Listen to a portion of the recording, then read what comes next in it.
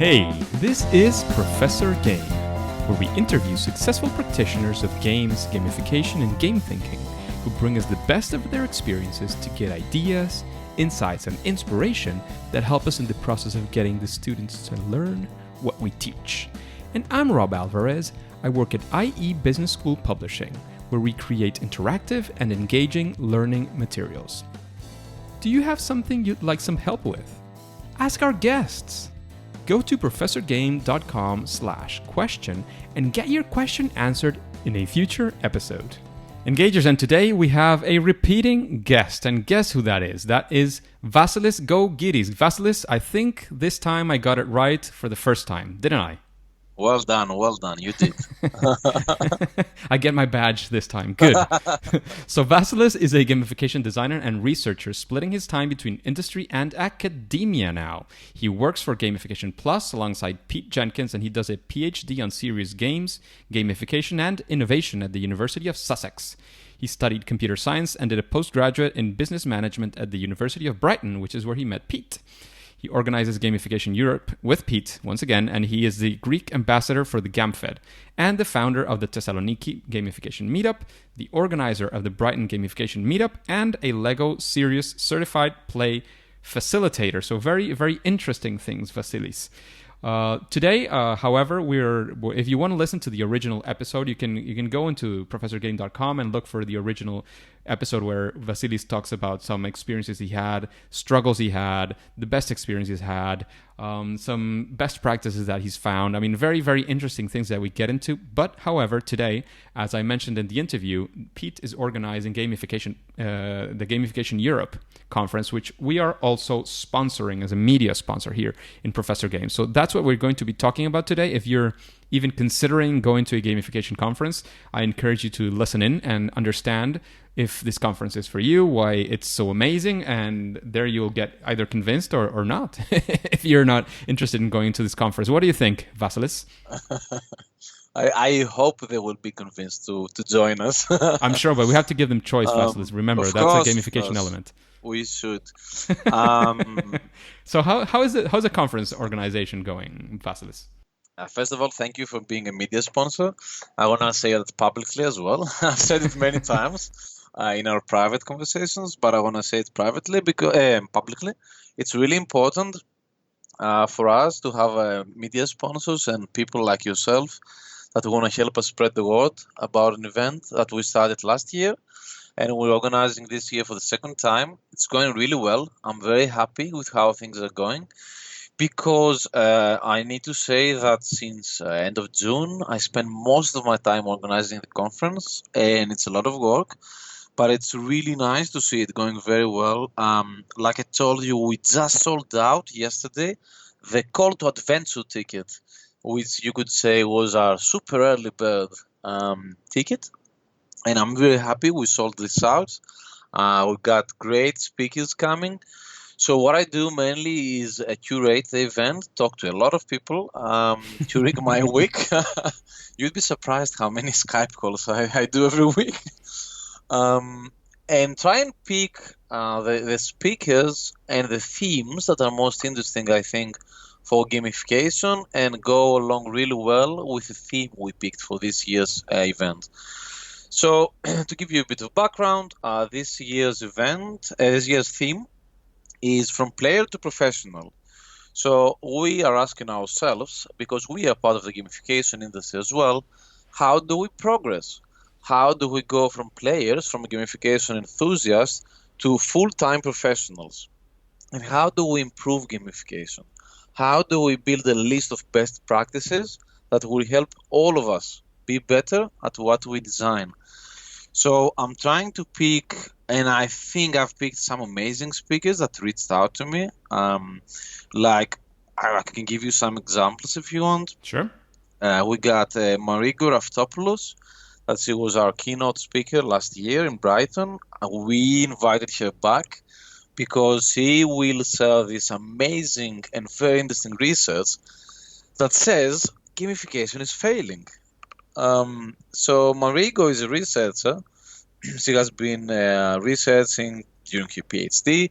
And even after she's done with her PhD, she's always researching, talking to companies.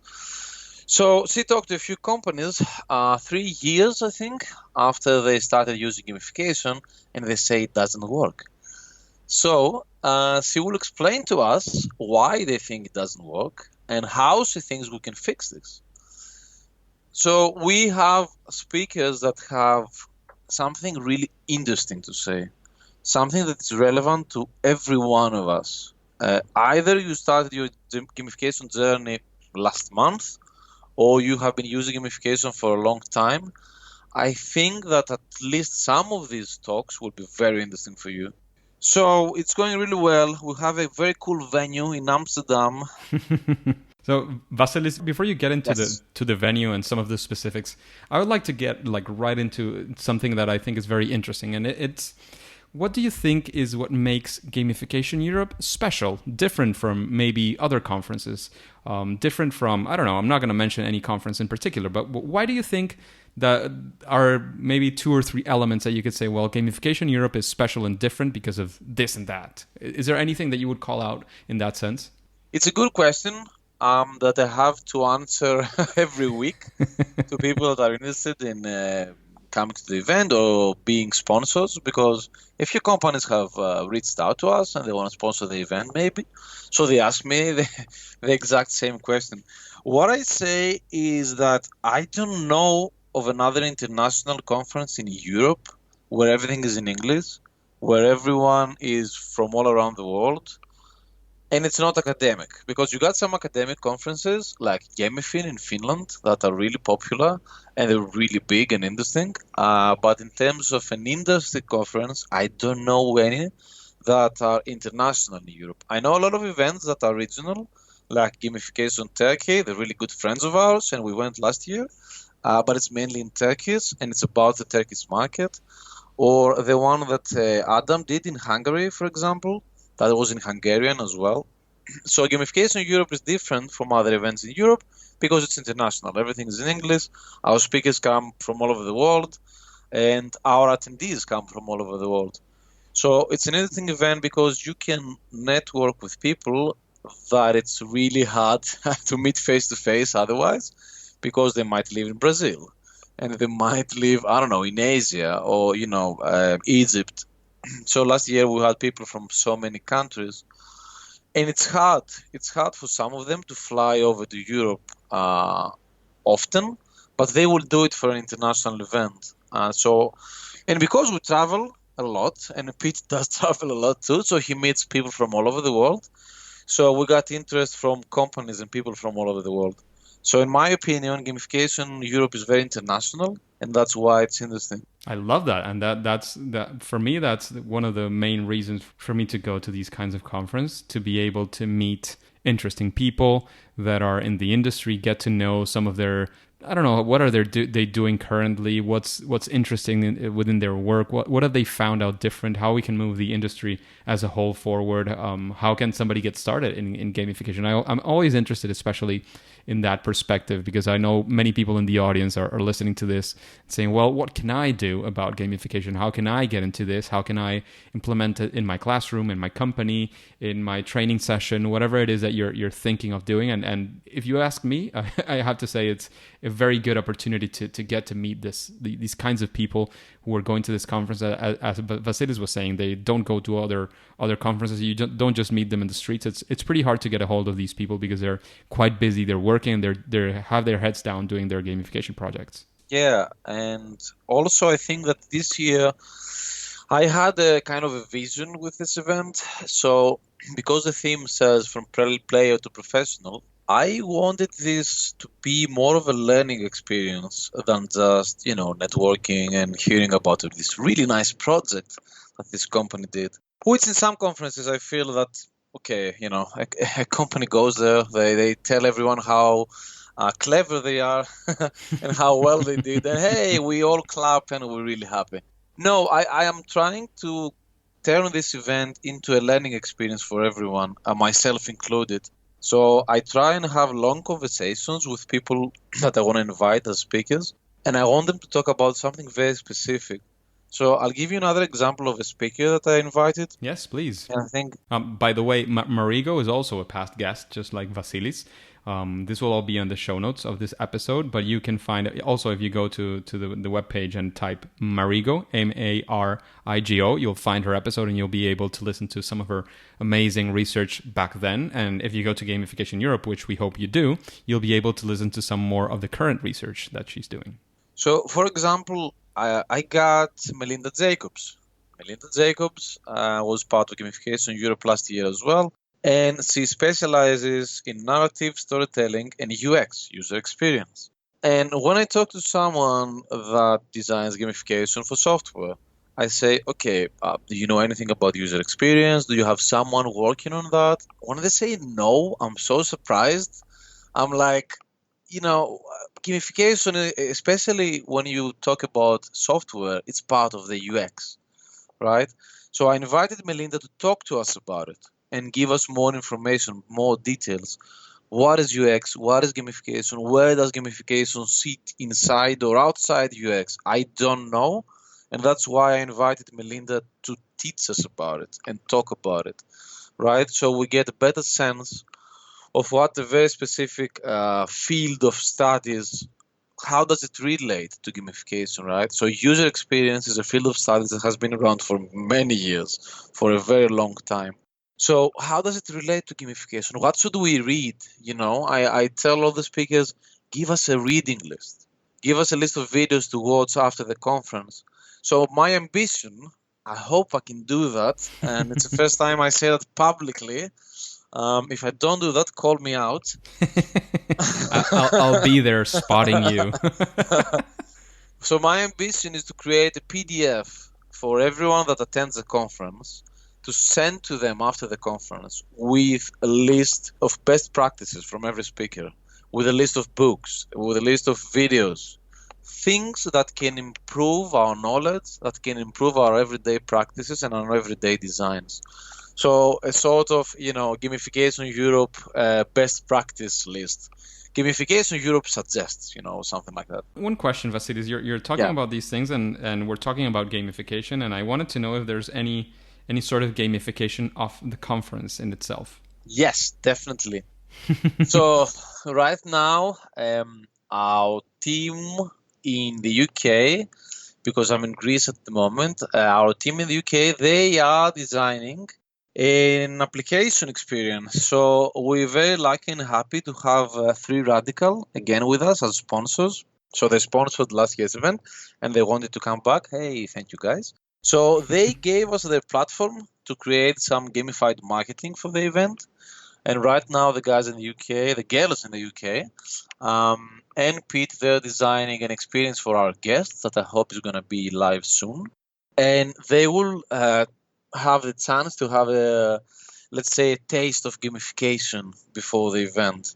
Of course, again, we're going to do a lot of gamification during the event itself. We will probably use the same app during the event and engage the audience a bit. I don't know the details yet because I'm mainly working on getting all the speakers together and getting some more practical details together. So I don't know what the plan is during the event, but I know that right now they are designing an experience before the event. And I've also, there might be something else, but I don't know yet. There might be some more gamification before the event. I don't know yet. I'll keep my cards closed on that one, and we'll see. You're folding in. That's good. There needs to be also some things kept in the dark so that we're more interested because of the whole mystery part. Yeah, I don't know if that's happening, to be honest, and I don't want to say something and then it doesn't happen. Yeah. And Vasilis, you were mentioning, I'm very happy about the fact that you're trying to target this as a learning experience. For me, there's the networking is always there, even whether you want it or not. It's going to be there because you get together a bunch of people who would not be together otherwise. But you're targeting it to become a learning experience for all kinds of targets. And as you know, this podcast, there are many of our listeners, of our engagers, come from the educational sector, from these learning experiences as well. So I wanted to know if you have any sort of a track on education. Is there anything any speakers that come from the educational world? How's that looking currently? Again, we are still in the start of September, so we don't really know the final look of some things, but how's it going up to this date? So we don't have different tracks like we did last year, because this year we only have one room. So it's more like a small theater, kind of. So imagine the venue, they do a lot of improv theater and they do stand-up comedy. So it's kind of a small theater with a really nice stage and sound and lights. But the problem is that's only one room. So you cannot have multiple tracks, right? So only one track this time, which means less speakers, but no one will be upset that they missed something. Last year, I won't say I was upset, but one of the first people I've met in the gamification world in person, which is Bernardo Letay from Mexico, our session was literally simultaneous. So it was impossible for me to be at my session and at his session at the same time. Yeah. So that was a problem. I mean, it was a good problem to have. But it's also a good thing to have one single place where you make sure that everybody's getting the same awesome experience, right? Yeah, I think it's also about trying out different things as an organizer and see what works. So we might find out that we like the double tracks, and next year we bring them back, or some other way of, I don't know, having different experiences like workshops or something. I don't know. Part of the decision was because of the venue. We liked this venue. And part of it was to just try out and see how it works out. So to answer your first question is, we don't have a track dedicated to education because we don't have tracks. But we have some of our speakers work in education, either part-time or full-time. So for example, we got Bernardo coming back from Mexico. And we're really glad he's willing to make the journey again from Mexico to Amsterdam. So Bernardo will talk about his journey in gamification and how he improved and what he learned from teaching people and how did that improve his gamification skills. So Bernardo works in the education field 100% with Blue Rabbit, his tool. That's about education, sorry. And we got Anne Coppens. Anne Coppens does not work in education exactly, but she works in learning. Yes. So, in my head, when I go and teach at the university, I do the same things like going into a company and teaching them what gamification is. Because, for example, when you teach to 24-year-olds, then what's the difference with someone that works in a company and it's like 25 or 30? So Anne doesn't work in education, but she works in learning, which I think we can all learn from. Then we have Samantha Clark. Samantha Clark works alongside Sylvester Arnab, that was one of our speakers last year, at Coventry University. And they run a lot of projects with students and learning, so they focus on learning 100%. Samantha has an amazing case study. It's maybe one of the sessions that I'm most looking forward to because it's so weird and different. So they send mystery boxes to their students without telling them anything. And they tried to teach them things with these mystery boxes. And apparently this was a gamified experience for the students, and they learned specific things. And they measured the results, so there is research behind it. And she will present to us how they designed the boxes and what were the result of the study. So that's really interesting coming from the education field as well, because I've never heard of mystery boxes. Yeah. Definitely. In fact, you're mentioning more of the speakers, and one of the questions I wanted to make is, who are these cool kids on the block who are speaking? Who are people that you're expecting to come, that speaking or not speaking are coming? Like, who do you think should be? I mean, on one hand, who are some of the speakers, or where can we find the full list? Who else is coming that is coming to this conference and you think is one of the cool kids in the block? And of course, who are the people that should be going to a conference like Gamification Europe? So I will mention the speakers we have online at the moment. I got one or two more that I will announce soon. but I'll give you a quick list of who is on the website at the moment. The website, if you just Google Gamification Europe, it will come up. It's gamification-europe.com. It's really easy to find, and all the information is there. So like I said, Marie Gouraftopoulos, Anne Coppens, Melinda Jacobs, Andrzej Mazuski. I hope I didn't murder your name, Andrzej. Bernardo Letaif, Bart Hoeven from the Netherlands, Michiel van Oynen from the Netherlands, Manuel Pimenta from Portugal, Samantha Clark, Will Stewart Jones, both from the UK, Steve Boxka, I think. I hope I didn't murder your last name, Steve. Steve is interesting because he is from Canada and he was a game designer in AAA games. And now he works in gamification. We got Zach Fitzwalter from Australia. All around the world. All around the world, yeah. And Karen Sikima from the Netherlands. So these are some of the cool kids that are going to be speaking at the conference. We also got Juliette Denny, that I know she's coming. She's one of our sponsors this year with her company, Growth Engineering. I haven't announced her talk yet, but it's going to be on the website soon. Who should be at the conference? That is a good question. Again, a lot of people ask me that. And I spent some time analyzing the data from last year and talking to some people that came last year and talking to Pete that he talked to almost everyone last year. So he could give me, and the data could give me a really good sense of who came to Gamification Europe 2017 and who should come to Gamification Europe 2018, right? One category is gamification designers and consultants. So there is people all over the world working with a small firm, a big firm, or on their own, offering gamification advice or design. So these people do not own a platform. They offer advice on which is the right platform to use maybe for the customers, which are the right game mechanics, the narrative, how does it tie in with the strategy of the company, things like that. So this is a category of people, gamification designers, consultants. They want to know more, they want to network, they want to be better at what they do.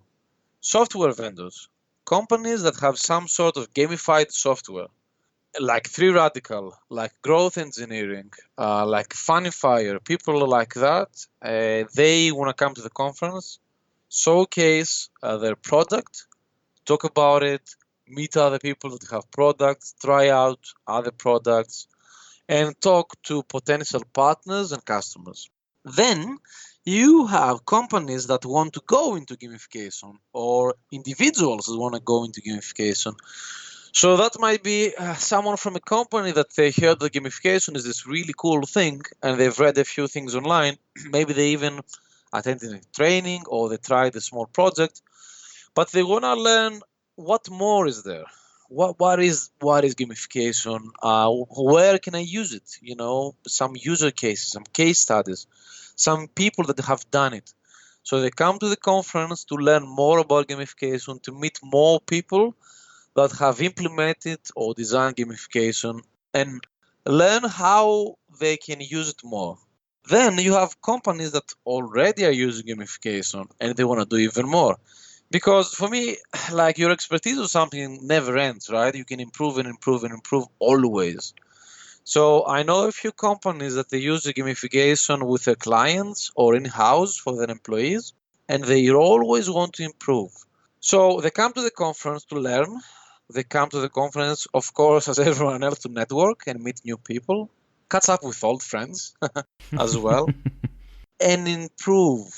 A lot of these people, when we talk on Skype, they want to learn more. Because when you focus on your day-to-day work, and maybe you focus on marketing, for example, you don't have the time to read about a case study on human resources. You don't have the time to read a case study on motivation or sports or, I don't know, something around gamification, UX, play testing.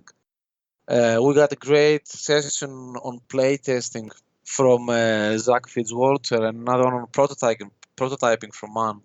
You always want to learn more because you never have the time to learn everything while you run your own projects. So these are the sort of 4 categories I have identified of companies that come to the conference and should come to the conference. And I'm really happy to talk to anyone that's interested.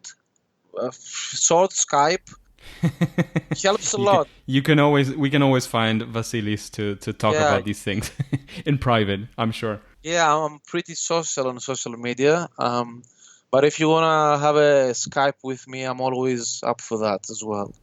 Yeah, I hope I answered your question. That makes a lot of sense. That's fantastic. And the other thing is engagers and anybody who could be listening in at this point. If all these reasons that you've been listening to are not enough, and you want to wait for the last minute to see if you buy, I have two things for you. The first one is I don't know, I think it's like every month, isn't it? Vasilis, the price goes up for the conference. Yeah, so if you think that is correct. the investment is worthwhile, I invite you to do it. The sooner, the better. That's the first thing, because definitely this is one of those situations where doubting is maybe not getting the best opportunity you have available. And in fact, the call for adventure is already gone. That was the super early bird. It started when they didn't even know who the speakers were going to be. But another reason that I wanted to bring here, and that way I've mentioned already to the people in the email list and in a couple of messages going around, is the fact that there's also a special discount for people that are listening to this podcast, for the engagers in general. If you go to professorgame.com/Gamification Europe, all a single word, you'll get this again. You'll find this in the show notes as well. But if you go to that link, besides the fact that you'll be buying whatever early discount you're getting depending on the time when you listen to this, you'll also, on top of that, you'll get a 10% discount that has been offered to us for being part of the media sponsors of the conference. And as well, and I have to say this, of course, because in full transparency, as we always talk about in gamification, you will be supporting the mission of Professor Game. It'll help us perhaps pay some of our bills for the podcast and for the things that we do. So there you go. You also have a discount. This discount is from the actual price. So whatever it is that we're receiving as partners, as affiliates of this conference, and as sponsors of the conference, is not affecting your price. And in fact, it's actually making the price go down. So if you want to go, once again, do it the sooner the better. And you can do it through the link professorgame.com/Gamification Europe, and you'll get a 10% discount. So Vasilis, this has been a great talk about the conference and how and why it is amazing. But I always like to go into something that is about, this time it's not about the failure, but about the hardships, because I know that organizing a conference is for sure has its hardships. So can you tell us some of the hardships, maybe not specifics, because people want to look at don't want to look at the wounds, but maybe at the scars. So there's still wounds in general. But how hard do you feel is doing this conference, and why I asked this to Pete last year, why organize a conference like this one when it requires such a massive effort? Both are good questions. First of all, I think a conference is a hard thing to organize because it's a marathon.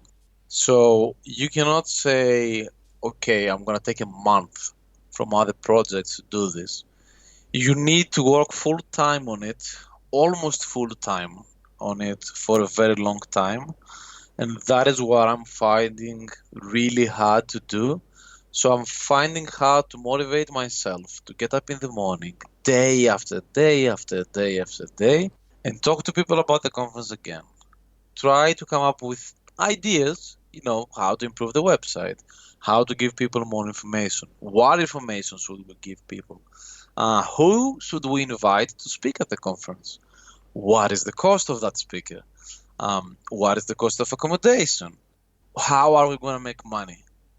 So you end up working a lot on a very specific project, and that's really hard to do because you don't work on something else to kind of refresh. It's quite refreshing when you're working on something for a long time to go and do something else and then come back. With a conference, because it's something that is running and it's always alive, you can always do something about it, right? Because people always check the website out, always check Twitter out, so you can always work on it. And that is a bit of a trap you can fall into and overwork yourself. So when I have done this, I worked a lot when we started organizing this year's conference, and I kind of had a small burnout at some point, and I had to walk away and then go back again and work a bit more. It's hard because you have to manage a lot of people as well. So getting all those people in line, making sure the dates are free, making sure you can pay for some of the expenses, making sure that all the themes fit. So making sure that talk after talk there's a flow, there is something to be learned, and this person really understands what I want from them, right? So it's a challenge for me to really talk for a long time to every speaker and understand what they're passionate about and what they can bring to the table that is unique. Because I don't want to have 5 talks with the same theme, right? Or I don't want to have 5 case studies, which is the same case study. I've been to a few conferences that you see that, and after the first case study, you're like, okay, I would like to hear about something different. So it's a big challenge to get the best you can from some of these speakers because they do so many different projects as well. So it's a really big challenge as a curator to say who is going to be there speaking and what are they going to be speaking about. But it's a really nice headache for me because I like these things. I like curating events. I've done it in the past with music as well. So I would say it's hard because you have to manage a lot of people and it's a long-term engagement. So it will take you at least 9 months, I would say, to organize a conference really well. And in the beginning, of course, it's much harder. As the years go by, I'm sure it gets easier. But I think in the beginning, the first 2-3 years are quite hard to build your brand from ground up, to build your audience from the ground up. And why would you, that was the second question, but why did you decide to get involved in the organization of this, aside of course from getting Pete to motivate you in the best ways? I'm sure you have your own reasons. Pete, it's really funny. For people that don't know this story, it's really funny how Gamification Europe happened last year. really, really quickly. Pete called me end of August and said, "We're doing a conference." When, Pete? In November. I look at my calendar. I'm like, I'm fully booked until November. You are fully booked as well. So it was a big challenge. I think I got my first white hair because of the conference. But the reasons, it's not one thing, I would say. It's a lot of little reasons. Reason number one, which is very emotional, but I like that because I think that business is emotional and it should be. We'd like to give back to the community. Organizing this event, we feel that we bring the community of gamification together, and that's an important thing to do. Because through this event, a lot of partnerships started, a lot of friendships start, a lot of people working together and coming up with amazing products, with amazing services, with amazing events. We kind of felt it made sense for us because we are both community-driven people. We like community. We like getting together and communicating, talking to each other, I think it was Andres Garcia that said that last year's event was like a tribe gathering. I really like that. The tribes didn't used to be so far apart, but now it's a reality of the modern world. Online tribes, yeah. The other part is, as a business, it was something that we wanted to get into and kind of experiment with. Because it made sense for us, we participate in a lot of events from the other side of the fence as speakers, as facilitators. So we get invited from conferences to speak on gamification, facilitate like a Lego Serious Play workshop and stuff. So we thought it might be a good idea to cross the fence and organize the event instead of going there as speakers. And it does help a lot. It does help a lot if you have participated in a lot of conferences as a speaker, because you kind of have seen the pitfalls where an event or an organizer can fall in. And you try and avoid these, or you try to avoid them. You also see nice things. You see great ideas, and you try and copy them. And yeah, like I said, as a business, it kind of makes sense for us to go into this space of event organizing. I think it was a good gamble, and long term, it's going to be a good thing for the company. That's fantastic. We like organizing. I don't know. It's fun. You like organizing. Yeah. That's a phrase. That could be the phrase of this interview. The organizer of Gamification Europe likes to organize that. I like bringing people together and having a good time, while learning. That's, in my opinion, that's the whole point of gamification anyway. Bringing people together to learn and have a good time. Yeah. So Vasilis, there's very, very interesting things. There's many reasons to go to this conference. I hope that many of the engagers are going beyond any other reason, because I love to meet you guys in person. And every single one of you is important for me. So I would really appreciate to be able to have this opportunity, this chance to get to know you there. And finally, Pete's not here. Here's Vasilis. So what are you saying, Rob?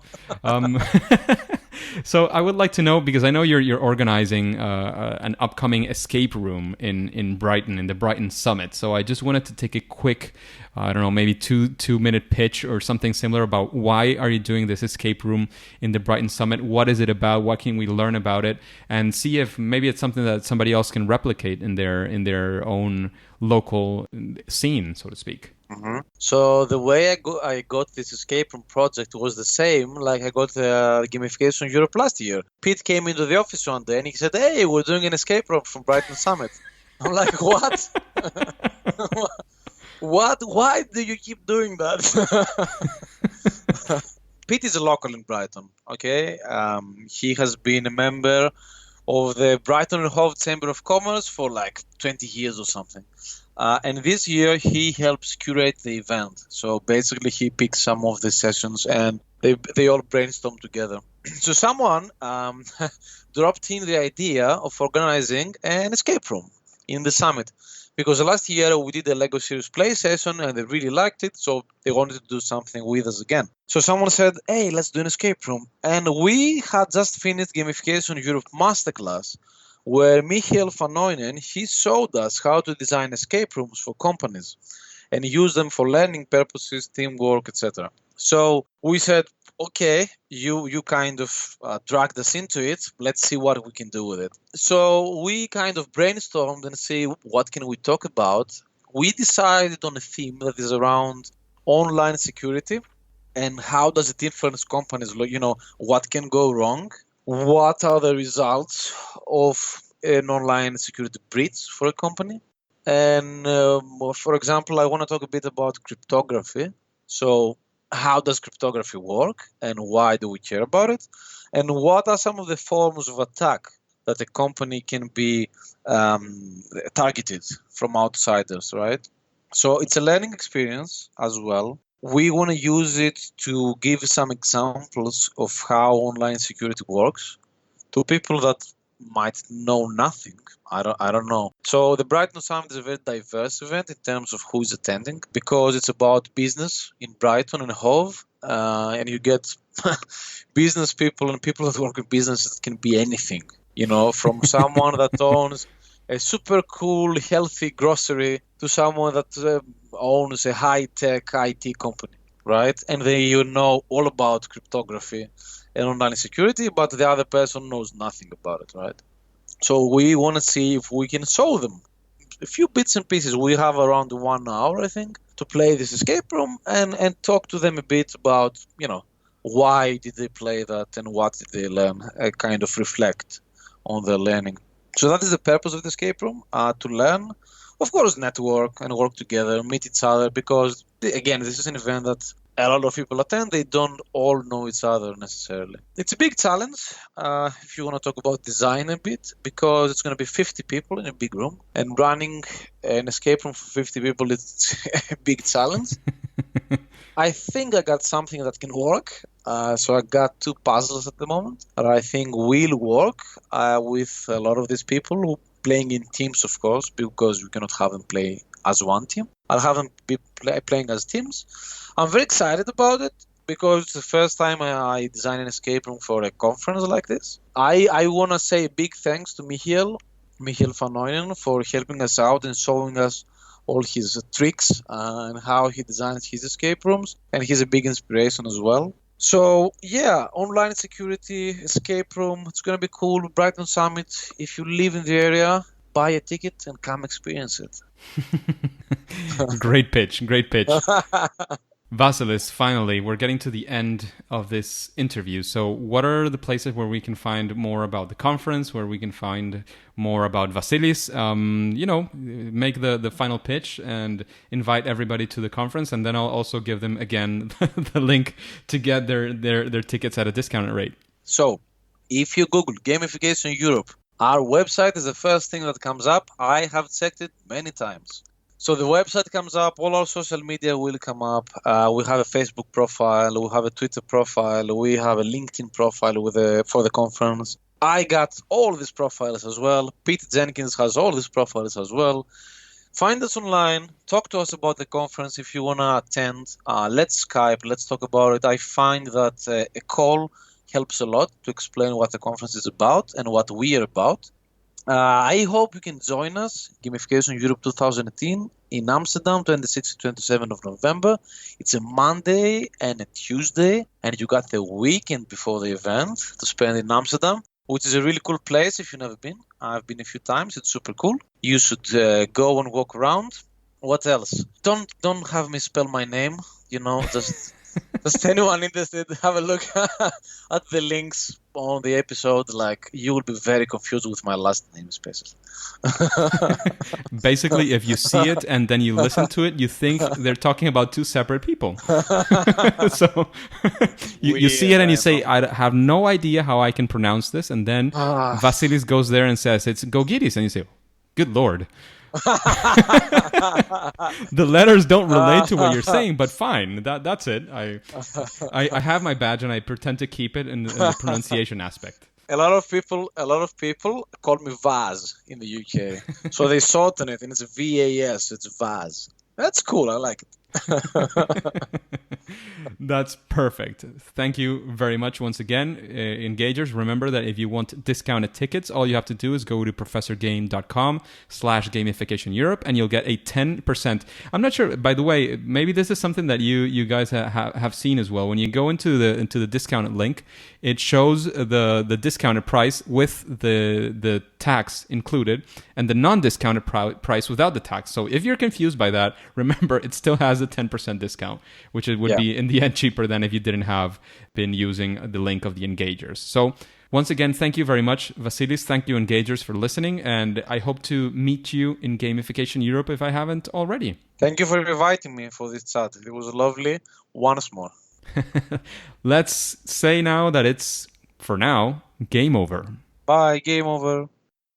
Hey, engagers, thank you for listening to Professor Game Podcast. I hope you enjoyed this interview with Vasilis. You can always find more details at professorgame.com/podcast/046 for the 46th episode. How are you listening to this podcast? If you're doing it through a podcasting app, have you subscribed and rated the podcast? Please do. That way we can reach more engagers like you to achieve our mission of making learning amazing. If you want the instructions, you can go to professorgame.com/iTunes. And before you go into your next mission, would you like to know how Valerie Olenek uses the acronym GAME? Then subscribe using that app and listen to the next episode of Professor Game. See you there!